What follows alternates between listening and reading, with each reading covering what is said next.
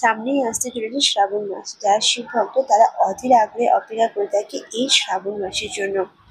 আর শ্রাবণ মাসে অনেকেই ১৬ সোমবারের ব্রত শুরু করে থাকে, মানে শ্রাবণ মাসের প্রথম সোমবার থেকে অনেকেই এই ১৬ সোমবারের ব্রত শুরু করে থাকেন।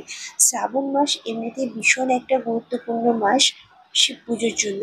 তার উপর সোমবার হচ্ছে বাবার দিন, তাই মনে করা হয় যে সোমবারে যদি নিষ্ঠা ভরে বাবার পুজো করা হয় তাহলে মনের সব ইচ্ছে পূরণ হয়ে যায়।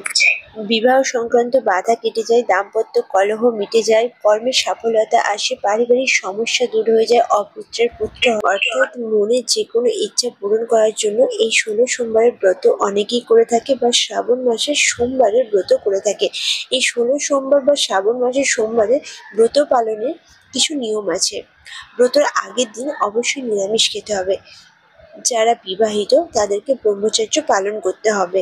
সোমবার কিন্তু ভোর ভোর উঠে যেতে হবে, অর্থাৎ সূর্যাস্তের আগে উঠে যেতে হবে, আর স্নান টান করে নিয়ে শিব পুজোর সংকল্প নিতে হবে। সোমবার সকাল সকালে বাবার পুজো করে নেওয়া যায়, তবে শিব পুজোর সঠিক সময় হলো প্রদোষকাল। প্রদোষকাল অর্থাৎ সূর্যাস্তের ১ ঘন্টা আগে থেকে শুরু করে সূর্যাস্ত হওয়ার ১ ঘন্টা পর পর্যন্ত এই সময়টা হলো শিব পুজোর সঠিক সময়।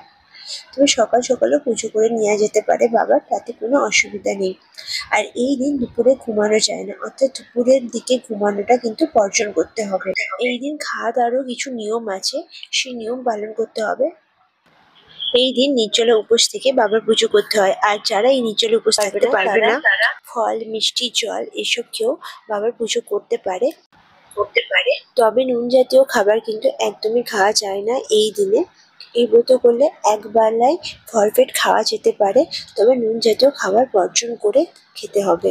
এই দিন পঞ্চামৃত দিয়ে বাবার অভিষেক করলে খুবই ভালো।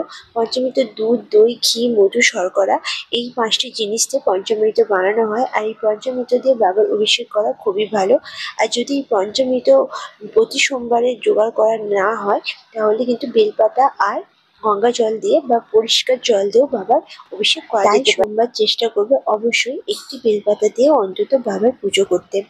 বেশি যদি বেলপাতা জোগাড় করতে পারো তো ৩টি, ৫টা, ১০৮টা এরকম বেলপাতা দিয়েও তোমরা পুজো করতে পারো। আর যদি না পাও তাহলে একটি বেলপাতা বাবাকে দিলে বাবা তাতেই সন্তুষ্ট হয়ে যান। খুবই দয়াময়, বাবা একটি মাত্র বেলপাতাতেই তুষ্ট হয়ে যান। তাই একটি বেলপাতা যদি তোমরা সোমবারে জোগাড় করে বাবার পুজো করতে পারো, বাবা কিন্তু তাতেই তোমাদের মনের ইচ্ছা সব পূরণ করে দেবে। এই সামান্য কয়েকটি নিয়ম মেনে যদি বাবার পুজো করা যায়, সেটা ১৬ সোমবারের ব্রতই হোক বা শ্রাবণ মাসের সোমবারের ব্রতই হোক, তাহলে বাবা কিন্তু তোমাদের মনের সব ইচ্ছা পূরণ করে দেবে। তো চলো, আজকের ভিডিও এই পুজো সংক্রান্ত এই ধরনের ভিডিও দেখতে গেলে তোমরা অবশ্যই আমার চ্যানেলে ভিজিট করো। আর চলো, নেক্সট ভিডিওতে আবার তোমাদের সঙ্গে দেখা হচ্ছে। ভিডিওটা ভালো লাগলে লাইক, শেয়ার, কমেন্টও করে দিও।